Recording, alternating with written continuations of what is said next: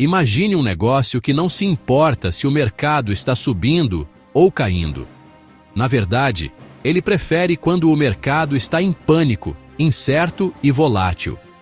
Enquanto os investidores roem as unhas tentando adivinhar a taxa de juros, essa empresa está cobrando o ingresso para que todos possam fazer suas apostas e proteções. Eu não estou falando de um banco, nem de um fundo de hedge. Estou falando da casa. E como diz o ditado, a casa sempre ganha. Hoje, vamos mergulhar fundo na tese de investimento do CME Group, ticker CME, a maior bolsa de derivativos financeiros do mundo. Neste vídeo, vamos dissecar o relatório mais recente sobre a empresa. Vamos entender sua estratégia de negócios, o conceito de fosso econômico que a protege, a batalha entre touros e ursos, e por que a política de dividendos deles é uma das mais interessantes da Bolsa Americana. Se prepare, pegue seu café, porque essa é uma aula completa sobre a infraestrutura do mercado financeiro. Estratégia e perspectivas de negócios. Vamos começar pelo coração do negócio: a estratégia e o momento atual. A CME Group é, essencialmente, uma empresa transacional. Ela ganha dinheiro com volume. Quanto mais contratos futuros e opções são negociados, mais receita entra. E o cenário de 2024 foi um prato cheio para eles. A palavra-chave aqui é volatilidade.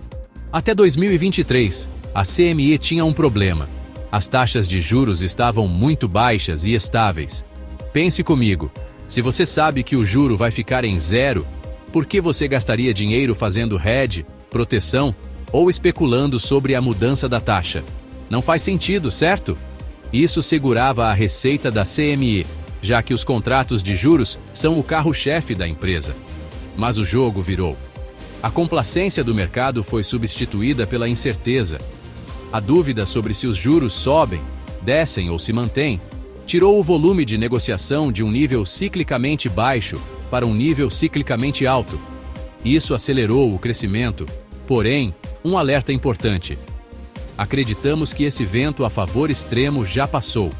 A expectativa é que, conforme as condições se normalizem, o crescimento explosivo dos contratos de juros desacelere. Outro pilar da estratégia atual é o varejo. Em 2020 e 2021, vimos uma invasão de investidores menores na bolsa. A CME foi inteligente e capitalizou isso com produtos como os microfuturos, Micro e Mini S&P 500. Embora o crescimento absurdo daquela época não deva voltar, a CME criou uma nova base de clientes permanente.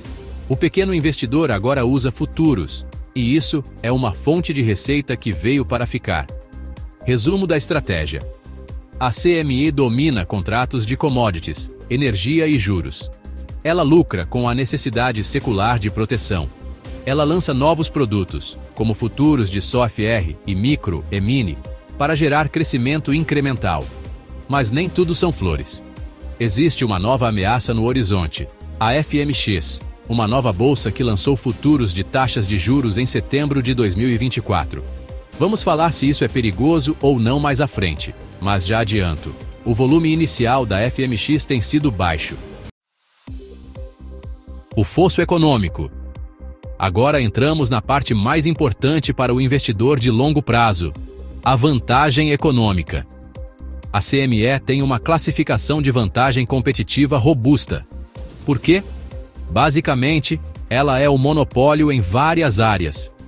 Mais de 95% dos contratos futuros de taxas de juros dos Estados Unidos são negociados lá.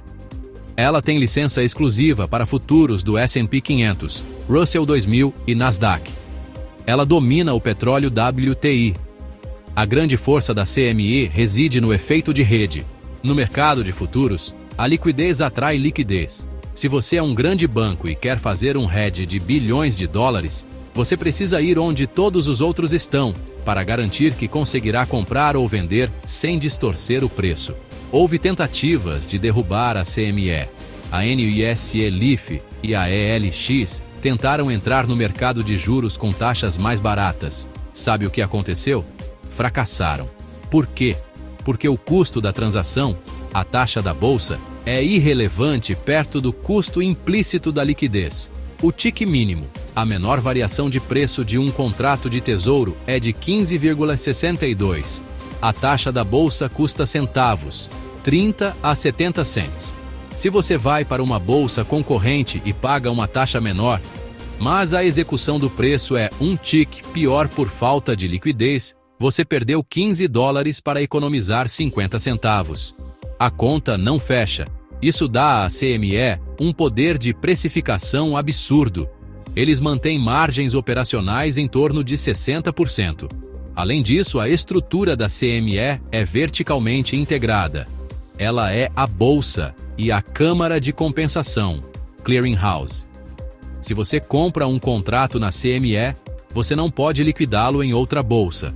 A liquidez fica presa lá dentro. Isso também cria eficiência de garantias. Se você está comprado em S&P 500 e vendido em Nasdaq na mesma bolsa, a CME compensa os riscos e exige que você deposite menos garantia. Se você operasse em bolsas diferentes, teria que depositar o dobro de garantia. Ninguém quer fazer isso. Por fim, temos os intangíveis. A CME é dona de 27% da S&P Dow Jones Indices. Isso garante que ninguém mais possa lançar o contrato futuro oficial do S&P 500. É um fosso quase intransponível.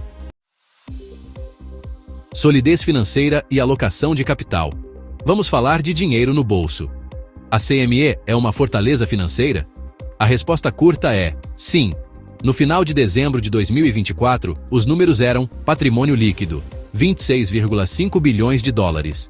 Dívida, 3,3 bilhões de dólares.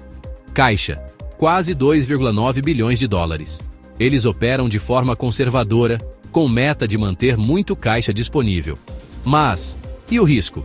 Como ela é a garantidora das transações, se um grande banco quebrar, a CME tem que pagar a conta? Sim, mas com limites. A estrutura é feita em cascata. Se alguém quebra, primeiro se usa a garantia do caloteiro. Depois, um fundo de garantia pago pelos membros.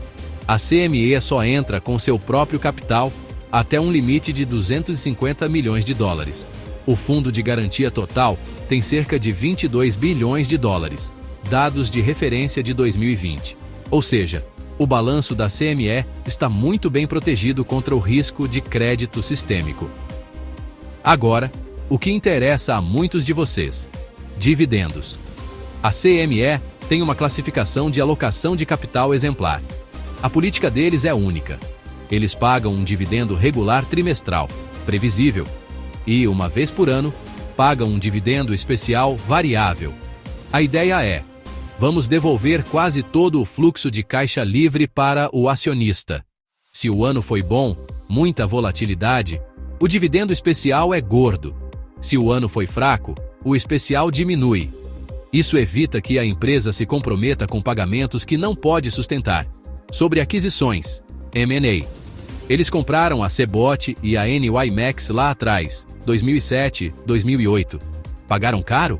Talvez, mas estrategicamente foi o que garantiu o monopólio de hoje. Mais recentemente, compraram a Nex, em 2018, por 5,5 bilhões de dólares. Estrategicamente fez sentido, renda fixa e otimização de garantias. Mas os resultados financeiros dessa divisão têm sido decepcionantes, com receitas estagnadas. Touros versus ursos. O debate.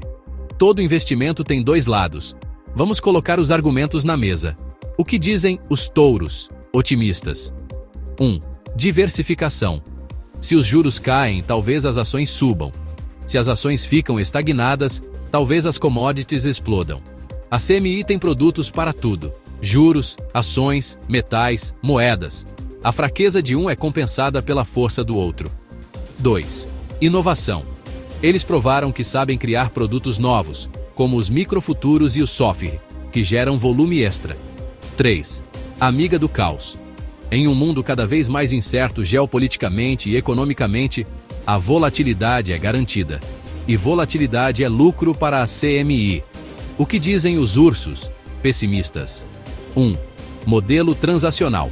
Diferente de empresas de software que ganham assinatura recorrente, SaaS, a CME precisa que as pessoas negociem hoje.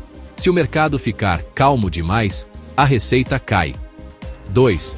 Pico de volatilidade. Estamos saindo de um período de volatilidade excepcionalmente alta. O retorno ao normal pode parecer uma recessão para os lucros da CME. 3.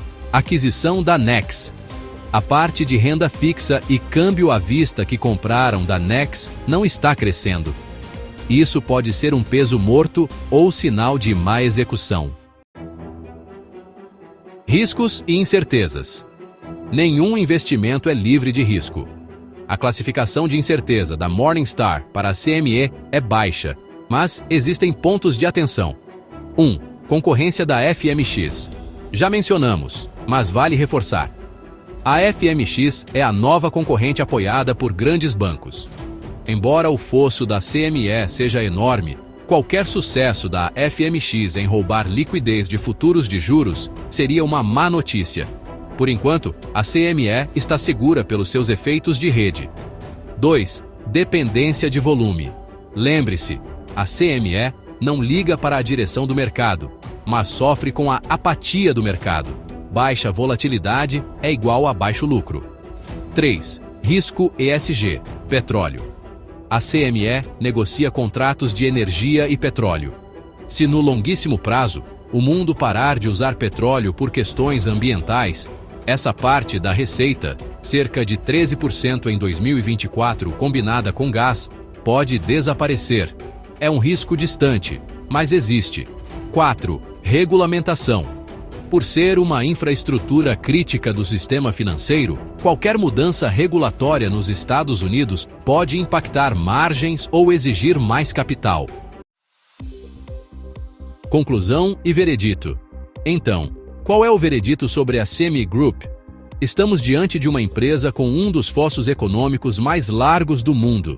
É difícil imaginar o sistema financeiro global funcionando sem os produtos da CME. Ela é uma máquina de gerar caixa, gerida de forma conservadora e que prioriza devolver dinheiro ao acionista através de dividendos variáveis inteligentes. A tese de investimento aqui é clara.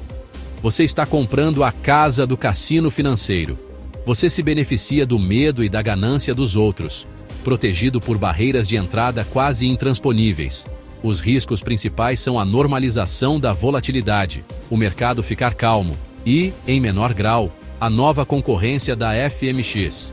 Para o investidor que busca qualidade, proteção contra a inflação e volatilidade, e um fluxo de dividendos interessante, a CME é um ativo que merece ser estudado com carinho. Se você gostou dessa análise, não esqueça de deixar o like. Comente aqui embaixo. Você prefere investir nas empresas que produzem coisas ou nas bolsas que negociam as empresas? Obrigado por assistir e bons investimentos.